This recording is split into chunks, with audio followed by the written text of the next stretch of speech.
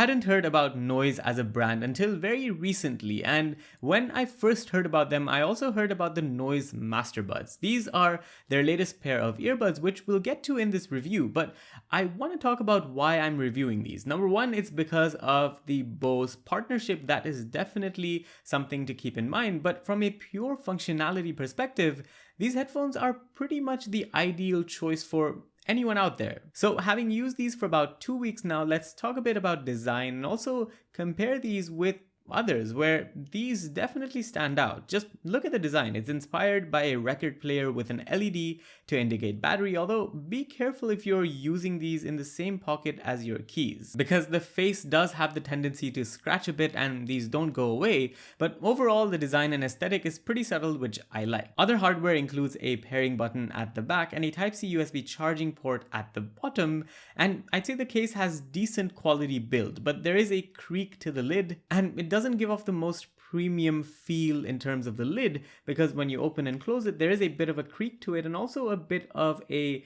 give to it, so that's something you'd want to keep in mind. But what really matters is the design of the earbuds, their comfort and sound, and this is checked off with flying colors by the Masterbuds. They're lightweight, fit in the ear absolutely perfectly, and sit very comfortably thanks to the different tips that are also available based on your ear size. Some might say the stem is a bit too long, but I don't mind it, and the buds pair quickly via Google Fast Pair on Android and Bluetooth on iOS, and there's even a companion application for the buds, which elevates the experience further.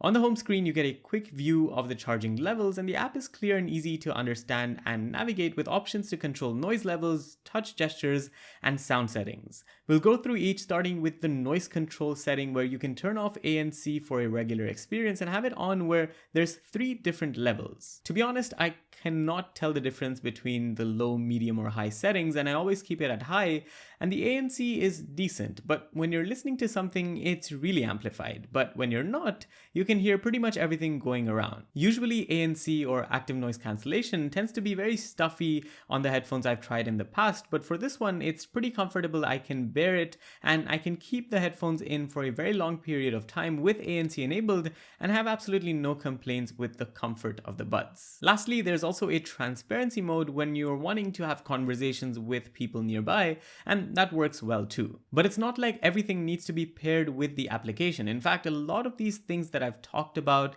can be triggered via the touch gestures that are available on the earbuds themselves. The left and right earbuds can be used for volume down and volume up respectively, and you cannot change which bud does what. Double tapping can be used for playing or pausing the next track or the previous one, and triple tapping can trigger ANC modes, voice assistant, or spatial audio. The buds also support a tap hold gesture, but there's no stem glide gesture for volume changes if that's something you're interested in.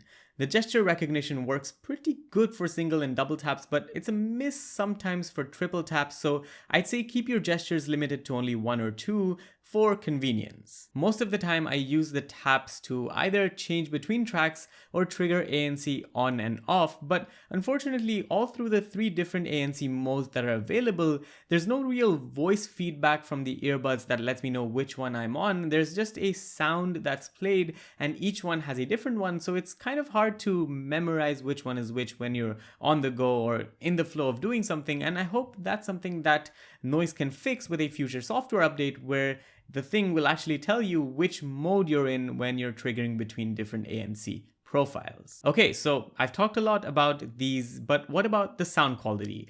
I'm sure you've seen the spatial audio feature come up, but we'll get to that. Let's talk a bit about regular audio, where I think these headphones are pretty good. I've listened to podcasts, vlogs, as well as different music on this thing, and I've got to say, I'm pretty impressed. For me, having the ability to watch videos at 2x speed and for the headphones to keep track and keep up with that is a big win. So there's no lag between that, which is a good thing. And also, whether I'm walking, running, or doing anything, these headphones stay in the ear, which is really good to see. I've done most of these things on the default presets and never had to really go through the custom ones that are provided, or tinker much with the custom options, but you have those if you really want to play around with the audio profile. And something I do want to mention is that I did try spatial audio, but spatial audio to me felt a bit off and audio just seemed muffled and lyrics didn't sound as clear, so I definitely stayed away from that after trying it once or twice, and I recommend you do so as well. Oh, and this is how the Noise Master Buds sound from their own microphones. I've had plenty of times where I've used them in meetings as well as voice calls,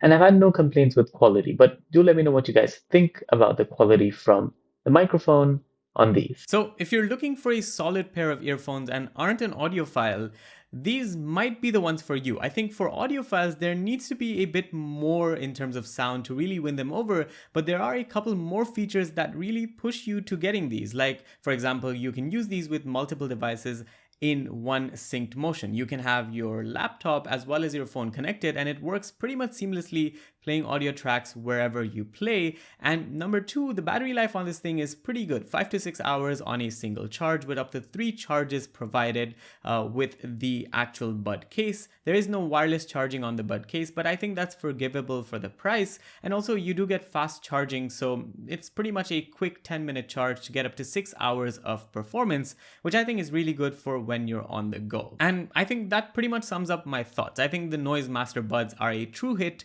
for anyone who's wanting good design, good sound quality, and reliable performance all across the board. Thanks for watching this video, and do let me know what you guys think down in the comments. Make sure to like and subscribe for more. This was Vaibhav, and I'll see you in the next one. Adios.